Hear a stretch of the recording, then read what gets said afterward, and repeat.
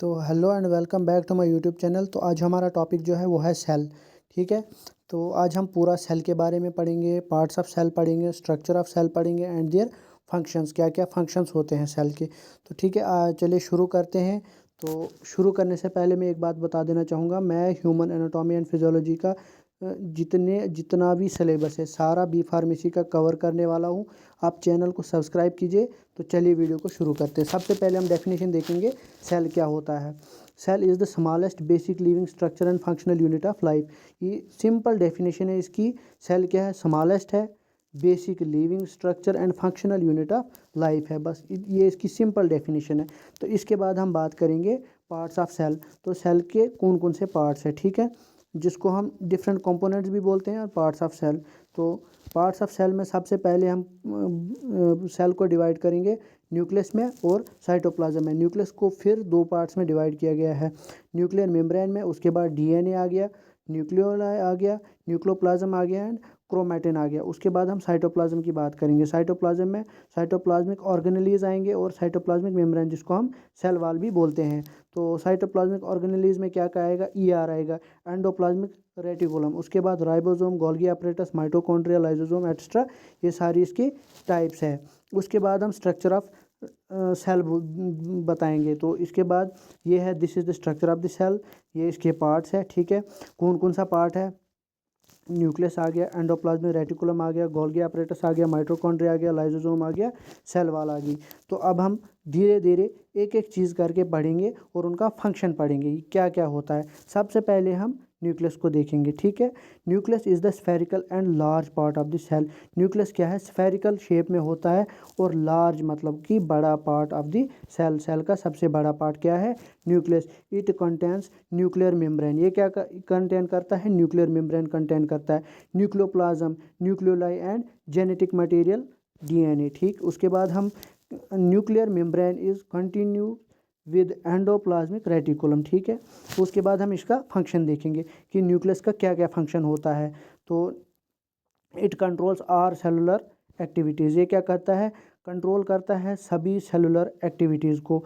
उसके बाद it contains DNA, RNA and proteins. और क्या कंटेन करता है ये? डीएनए को, आरएनए को और प्रोटीन्स को। RNA helps in protein synthesis. RNA कहाँ हेल्प करता है? प्रोटीन सिंथेसिस में। उसके बाद DNA helps in production of chromosome. DNA कहाँ हेल्प करता है? क्रोमोसोम में। तो एक बार ये क्वेश्चन पूछा गया था नीट में कि डीएनए का फंक्शन क्या होता है। ठीक है, तो डीएनए का क्या काम करता है सेल में? It helps in production of chromosome. ये क्या करता है? मदद करता है क्रोमोसोम की प्रोडक्शन में। उसके बाद हम बात करेंगे एंडोप्लाज्मिक रेटिकुलम, ईआर के बारे में। It is a network of membrane continuous with cell membrane and nuclear membrane. It is of two types. ये दो टाइप की होती है, rough surface ER and smooth surface. ये कितने टाइप का होता है? दो टाइप का होता है, ऊपर डायग्राम में बताया गया है। तो अब सबसे पहले हम रफ सरफेस्ड ईआर के बारे में पढ़ेंगे। तो ribosomes are present in outer broad of the membrane. Ribosomes कहाँ पर प्रेजेंट होते हैं?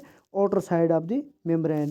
तो स्मूथ सरफेस ईआर के बारे में पढ़ेंगे। तो smooth surface ER does not possess ribosome. ये राइबोसोम्स कंटेन नहीं करता है at outer border of the membrane, मतलब कि बाहर वाली साइड पे प्रेजेंट नहीं होते हैं। उसके बाद थोड़ा बहुत इसका फंक्शन बताते हैं। It provides a surface area of a numbers of chemical reactions. ये क्या करता है? ये प्रोवाइड करता है surface area of the number of chemical reactions. Chemical reaction को ये हेल्प करता है। उसके बाद हम बात करेंगे दूसरा जो इसका फंक्शन है, it helps in the synthesis of steroids, protein extra. ये किस में हेल्प करता है? सिंथेसिस में। किसकी? स्टीरॉयड की और प्रोटीन की। उसके बाद हम तीसरी बात करेंगे, इट प्रोवाइड्स अ पाथवे। ये प्रोवाइड करता है पाथवे फॉर किसका?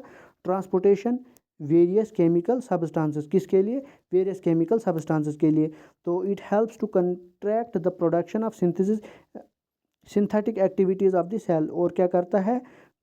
It helps to concentrate the production of synthetic activities of the cell. उसके बाद हम थोड़ा बहुत पढ़ेंगे गोल्गी अपरेटस के बारे में। गोल्गी कम्प्लेक्स भी इसी को बोलते हैं, गोल्गी अपरेटस भी इसी को बोलते हैं। तो it contains 4 to 8 flattened bag like channels. ये क्या कंटेन करता है? 4 से 8 फ्लेनेटेड बैग्स लाइक चैनल होते हैं, structured upon each other with expanded areas of at the ends.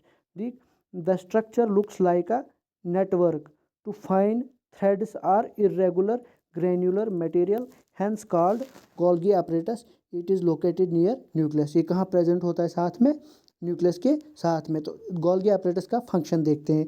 It helps in the packaging of secretary proteins. ये क्या मदद करता है? ये मदद करता है packaging of secretary proteins. It helps in the synthesis of carbohydrate. और क्या हेल्प करता है? Synthesis of carbohydrate. It helps in the intracellular supporting of proteins. और क्या करता है? इंट्रासेलुलर सपोर्टिंग ऑफ प्रोटीन्स में मदद करता है। उसके बाद हम माइटोकॉन्ड्रिया बोलते हैं। माइटोकॉन्ड्रिया को हम इसके बारे में पढ़ेंगे, इसका फंक्शन पढ़ेंगे और इसके साथ में हम फिजियोलॉजी भी इसकी पढ़ेंगे। क्यों? क्योंकि ये इंपॉर्टेंट है, कभी कभार इसको एग्जाम में अलग से पूछा जाता है। तो mitochondria are the smaller intracellular organelles and are also known as power house of the cell और store house of the cell. Mitochondria क्या है? स्मॉल इंट्रासेलुलर है, ऑर्गेनेलीज है एंड आल्सो नोन, और क्या कहते हैं? Power house of the cell. तो ये पिछली बार भी पूछा गया है जीपैड में 2021 की 22 में सीधा कि इंट्रासेलुलर ऑर्गेनेज जो है उसी को power house of the cell क्यों बोलते हैं। तो ये इसके बारे में पूछा गया था।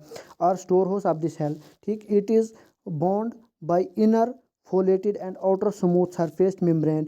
Inner membrane has many cristae and is covered with F1 particles, ठीक। ये F1 पार्टिकल जो यहाँ पे ये इसका स्ट्रक्चर है, माइटोकॉन्ड्रिया का स्ट्रक्चर है। ये F1 पार्टिकल्स दिखाए गए हैं। ये आ गया इसका स्मूथ आउटर मेम्ब्रेन, ये आ गया इनर फोलेटेड मेम्ब्रेन जो अंदर वाली साइड दिखाई गई है। तो इसका फंक्शन क्या है? It is a main site of synthesis and store ATP। और क्या करता है? ये स्टोर करता है ATP को। It is a site of citric acid. ये क्या है? साइट ऑफ साइट्रिक एसिड है। साइट्रिक एसिड साइकिल है, बीटा ऑक्सीडेशन है and urea cycle, EST extra, ठीक। और it contain special DNA and it self replication. उसके बाद it perform the main functions of conversion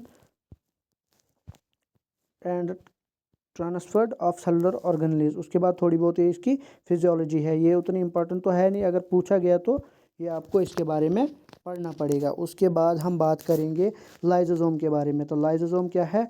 digestive apparatus of the cell बोलते हैं इनको, ठीक है। Lysosome are the described as separated cytoplasmic organelles. ये क्या होते हैं? सेपरेटेड साइटोप्लाज्मिक ऑर्गेनेलीज होते हैं। These are membranous viscous containing powerful digestive enzymes which are capable for breaking down of many kinds of molecules। जो मदद करते हैं किसमें? breaking down of many kinds of molecules। तो फंक्शन पढ़ते हैं हम थोड़ा बहुत इसके बारे में। Functions of lysosome, it helps in the intracellular digestion. ये हेल्प करता है किसमें? इंट्रासेलुलर डाइजेशन में। ऑटोलाइसिस के और क्या इसका काम है? Autolysis, phagocytosis and systematic growth and death can be managed by the lysosome activity। उसके बाद सेल मेम्ब्रेन क्या करती है? साइटोप्लाज्मिक मेम्ब्रेन भी इसी को बोलते हैं, प्लाज्मा मेम्ब्रेन भी इसी को बोलते हैं और सेल वॉल भी इसी को बोलते हैं। तो ये सारे नाम आपको याद रखने ही पड़ेंगे। तो इसके बारे में हम थोड़ा बहुत पढ़ेंगे। It is a membrane which covers and protects the cell and surrounding the cytoplasm. ये क्या है? मेम्ब्रेन होती है जो प्रोटेक्ट करती है cell and surrounding of the cytoplasm. It separate the cells from each other. ये सेपरेट करती है सेल्स को each other and external environment, और एक्सटर्नल इन्वायरमेंट से प्रोटेक्ट करती है।